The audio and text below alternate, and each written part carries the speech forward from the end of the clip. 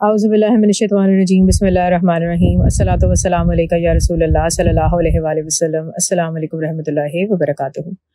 درود شریف لکھنے سے متعلق کبھی لیٹلی کچھ ویڈیوز آپ نے سنی ہوں گی۔ ان میں ایک بہن کا خواب بھی بیان کیا کہ جب انہوں نے درود شریف لکھنا بڑھا دیا تو کس طرح انہیں خواب میں اس کی فضیلت بیان کی گئی کہ وہ ایک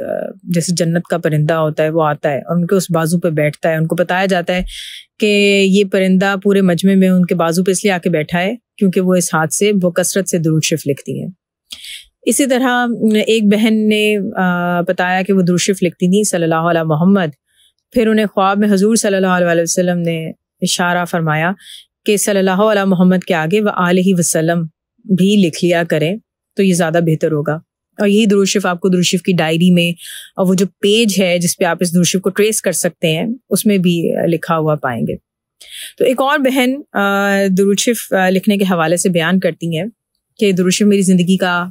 حصہ بنا کیسے مجھے نہیں معلوم۔ وہ کہتی ہیں کہ ایک جگہ میں نے کہیں پڑھا تھا کہ درود شریف لکھنا چاہیے، اور جو لوگ درود شریف نہیں لکھتے خاص طور پہ اس جگہ پہ کہ جہاں پہ حضور صلی اللہ علیہ وسلم کا نام لکھا ہو اور وہاں پہ خالی سواد لکھا ہو یا صلی اللہ علیہ وسلم نہ لکھا ہو آپ صلی اللہ علیہ وسلم کے نام کے ساتھ، تو ایسے لوگوں کا بہت برا انجام ہوتا ہے۔ تو وہ کہتی چند میں نے ایسے واقعات سنے تھے، تو پھر اس کے بعد جہاں بھی مجھے حضور صلی اللہ علیہ وسلم کا نام لکھا نظر آتا اور ساتھ میں درود شریف نہ لکھا ہوتا تو میں مختصراً درود شریف لکھ دیتی صلی اللہ علیہ وآلہ وسلم۔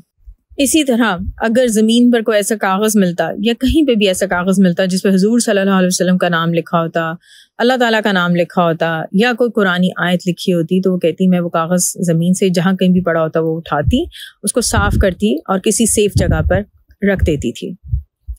وہ کہتی ہیں کہ میں نے خاص طور پہ کبھی کوئی درود شریف نہیں لکھا کہ میں کوئی ڈائری لوں اور اس پہ درود شریف لکھوں، لیکن بس یہی کرتی تھی کہ جہاں پہ جس کتاب میں بھی حضور صلی اللہ علیہ وسلم کے نام کے ساتھ درود شریف نہ لکھا ہوتا میں وہاں درود شریف لکھ دیتی۔ مزید کہتی ہیں کہ درود شریف پڑھنے کے علاوہ میرے اور کوئی خاص اعمال نہیں ہے،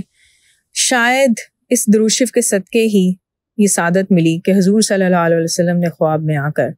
مصافحہ کیا اور رحمتوں کی دعا دی۔ اس کے علاوہ یہ بہن شیئر کرتی ہیں کہ جب بھی یہ درود شریف پڑھتی ہیں تو ان کی کوشش ہوتی ہے کہ حضور صلی اللہ علیہ وسلم کے ساتھ ساتھ آپ صلی اللہ علیہ وسلم کی آل مبارک کا بھی